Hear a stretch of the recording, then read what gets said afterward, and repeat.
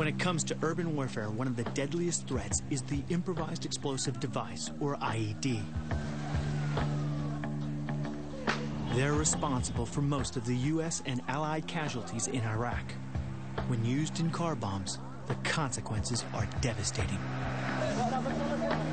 It became fashionable to use vehicle bombs, seeking to attain political ends, and they're causing a great number of deaths. Disarming car bombs is difficult and dangerous work.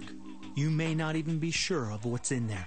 And despite the use of remote control units, the job remains potentially lethal. The dangerous thing about handling a car packed full of high explosives is that accidental detonation could take out an entire city block.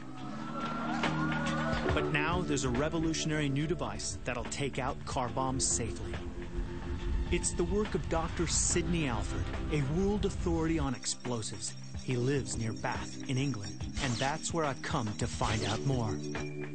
Dr. Alford has been fascinated with explosives since living through the Blitz in war-torn London. He's dedicated his life to studying blast effects and has created dozens of incredible top-secret explosive devices. This particular device is designed to take out bombs placed in the trunk of cars, many of which are made of artillery shells. The device creates a controlled directional explosion that separates the bomb from its detonator. It literally throws the bomb from the car before it gets a chance to do its deadly work. So what's this ingenious device called? This is called, actually, I can't tell you what it's called because its name is still classified, but its job is to neutralize car bombs, and it's very good at its job. It uses shape charge technology to produce a relatively small explosion that defeats a potentially massive one. Normally, shape charges force an explosion in one direction that typically transforms metal into a liquid jet that can punch through anything.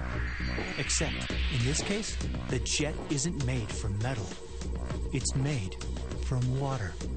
The result is an incredibly powerful future weapon that's also deceptively simple. It's a work of pure genius. A sheet of explosive is sandwiched between two uniquely shaped water bottles. When it goes off, it focuses the water into a concentrated jet that's capable of tearing through steel.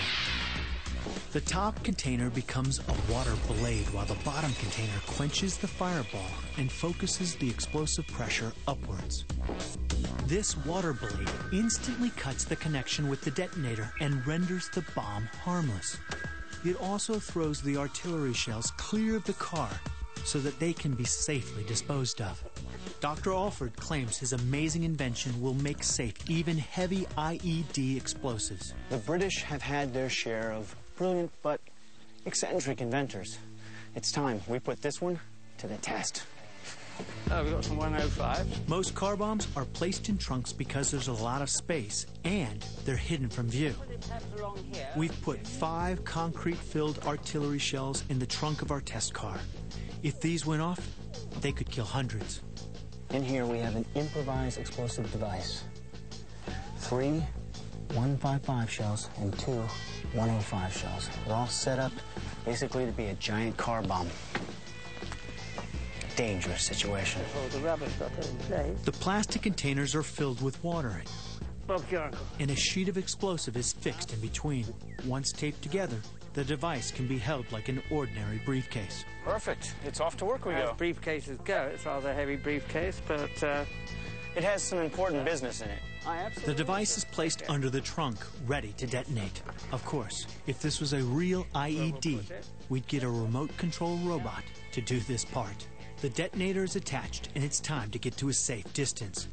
Even though most of the force is directed upwards, we have to be at least 100 yards away to avoid getting hit by shrapnel. you can certainly see the action from here. Yes. It's a beautiful day in the countryside. Everything's ready. It's time to set it off. 4, 3, 2, 1.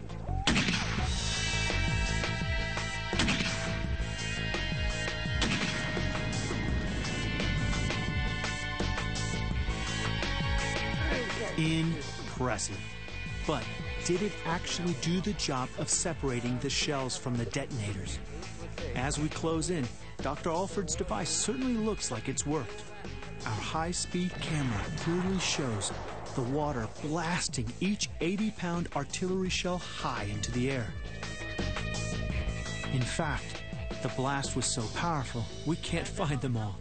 One of our shells is missing. An ugly thought has just occurred to me. What's that? Perhaps it hasn't come down yet. We should run. I think it actually came out. Finally, we find it. Good Lord. That's a hell of a shot. You basically removed all 5 shells. Yep. So you've separated all 5 shells. It makes it much easier for the explosive ordnance disposal guy to come through and actually deal with each shell safely. This is an 80-pound shell. We had 3 of these 80-pound shells in there, got tossed basically by water. In the fight against improvised explosive devices, who would have thought that this little genius could offer protection against the biggest killer in the war on terror?